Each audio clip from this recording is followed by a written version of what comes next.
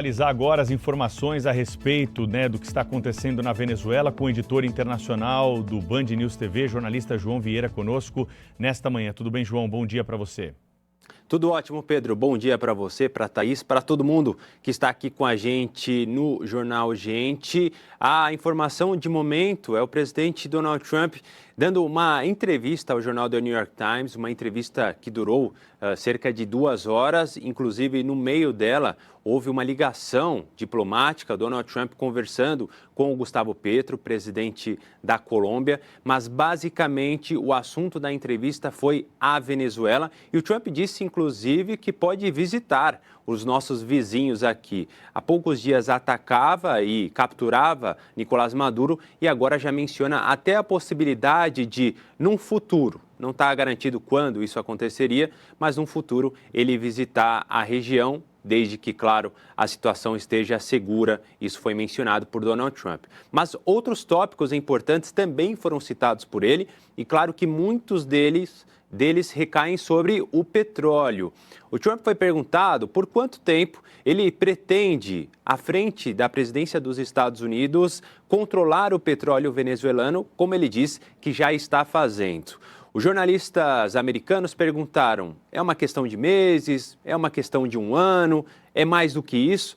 E ele falou, olha, é mais do que isso, o que nos indica que vai ser por anos esse tipo de domínio dos Estados Unidos, mas o Trump evitou dar um prazo exato. Falou que é justamente o tempo que vai nos dizer quanto tempo exatamente essa situação vai perdurar.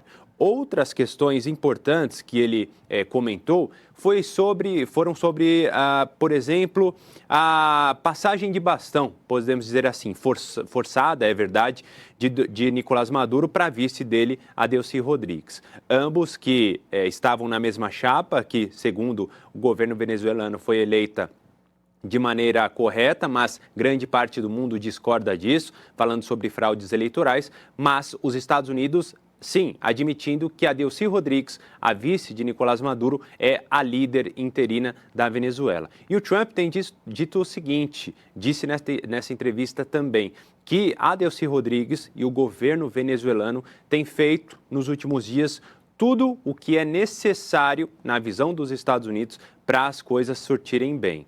Disse também o presidente americano que a relação entre os dois está indo muito bem no estágio atual. Ele falou o seguinte, abre aspas, estamos nos dando muito bem neste momento e os Estados Unidos são tratados com muito respeito, fecha aspas.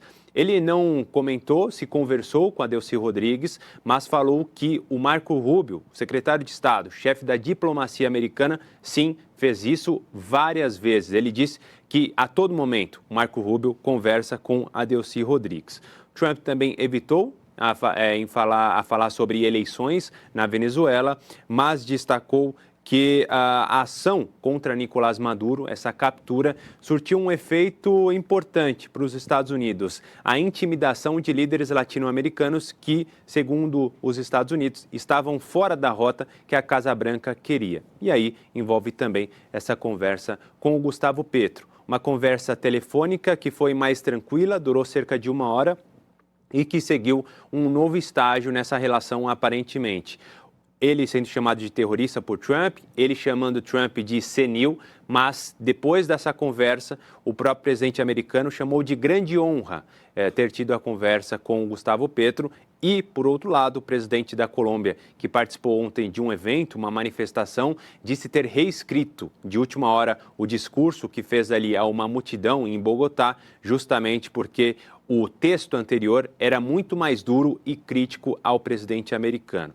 Colômbia indicando, então, que quer também colaborar com os Estados Unidos. Vamos acompanhar o que acontece nesses próximos dias, principalmente.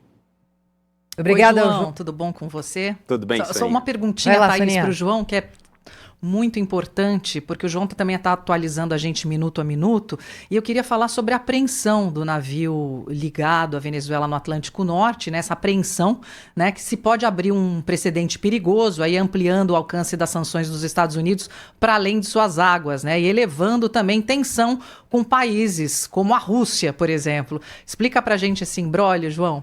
Certamente, Sônia, é um ponto importantíssimo, até porque nós temos que levar em conta que este, que é um dos navios, segundo os americanos, ligados, né, à Venezuela, a tentativa de burlar as sanções impostas pelos americanos, já perseguido há cerca de 20 dias, né, foram 19 dias, salvo engano, de perseguição, desde o fim do ano passado até ontem, e por diferentes partes do mundo, né, saiu lá do Oriente Médio, saiu do Irã, rumo à Venezuela, no meio ali, aliás, quase no fim da sua trajetória, chegando à costa aqui sul-americana, ele foi interceptado pelos Estados Unidos, mas desrespeitou ordens para parar, seguiu o caminho até a Europa, chegou pertinho de você aí, né, Soninha? Ali perto do Reino Unido, perto da Islândia. E fato é que nesse meio do caminho também surgiu a Rússia de maneira mais prática, né? Porque a Rússia, até agora, assim como China e outros países aliados à Venezuela, criticaram os Estados Unidos por todas essas ações, mas ficaram nas notas. Só que, quando falamos dessa questão dos navios,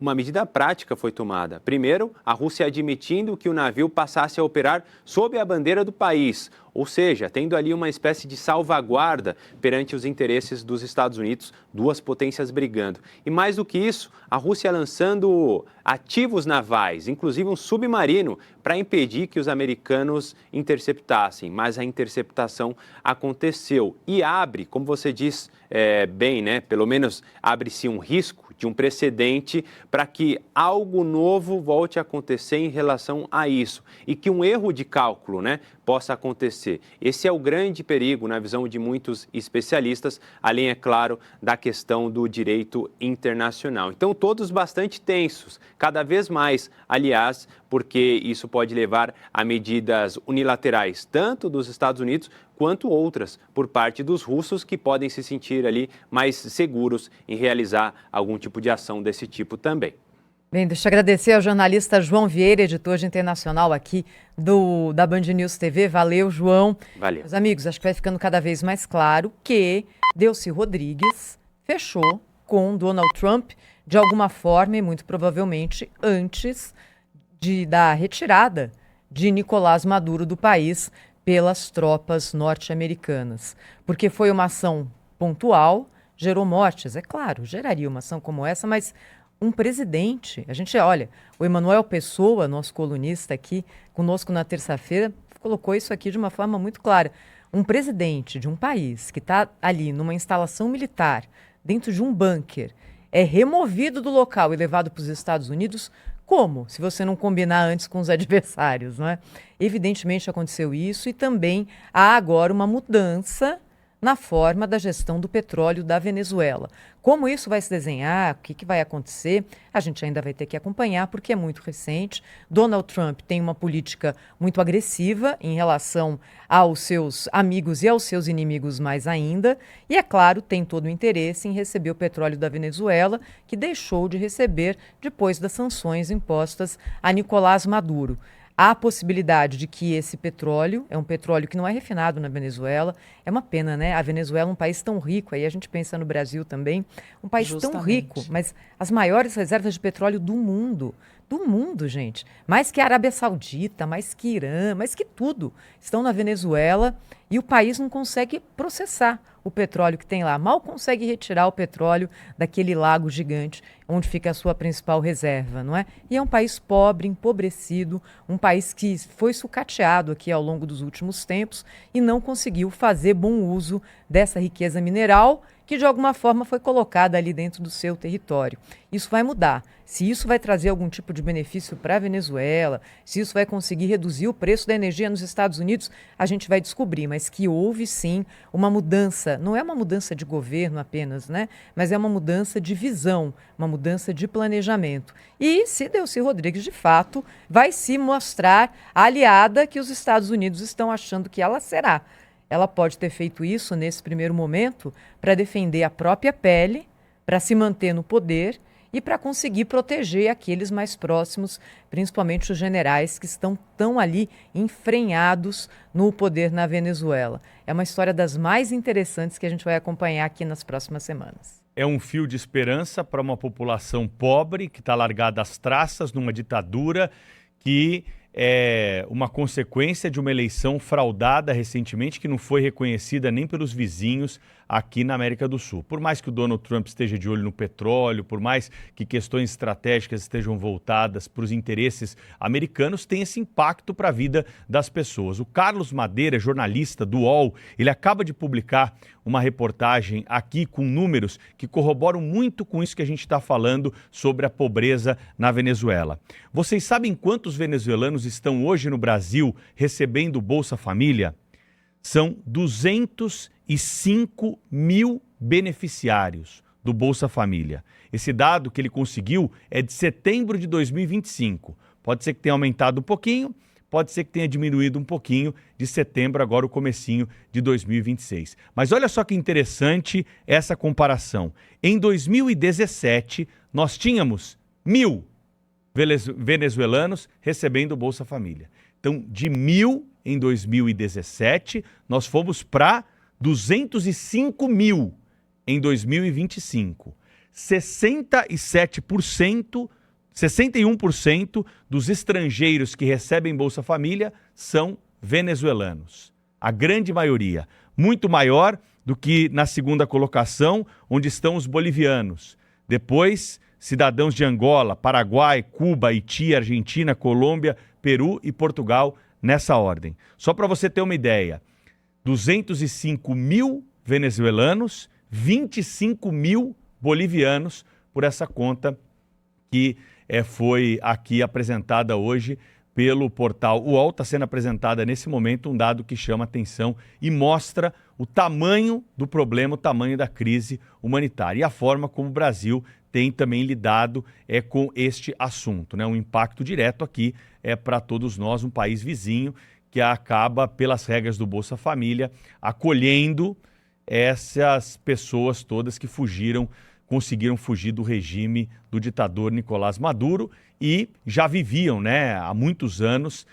nessa situação diante, né, de um país que tem um potencial imenso com a exploração do petróleo, mas que isso não chega para a população. É muito importante isso, viu, Pedro? É uma conta que não é paga só pela Venezuela, é principalmente, claro, pela população da Venezuela, mas é paga também pelos vizinhos. E olha que o Brasil não é o principal destino daqueles que deixaram a Venezuela ao longo dos últimos anos. Quem recebeu mais gente foi a Colômbia, e é por isso que a Colômbia também está tão ligada agora nesse momento de crise. Olha, já aqui no Jornal Gente, a gente vai falar sobre segurança pública, assunto que às vezes é noticiário, né, Pedro? Mas aqui não. A gente vai trazer para você várias discussões ligadas à saidinha. O Pedro vai trazer um número com o retorno ou não retorno dos presos da saidinha de Natal. E nós vamos falar também sobre a possibilidade de que o governo Lula, agora em ano eleitoral, crie o chamado Ministério da Segurança Pública. Será? Já aqui no Jornal Gente, na Rádio Bandeirantes, na Band News TV.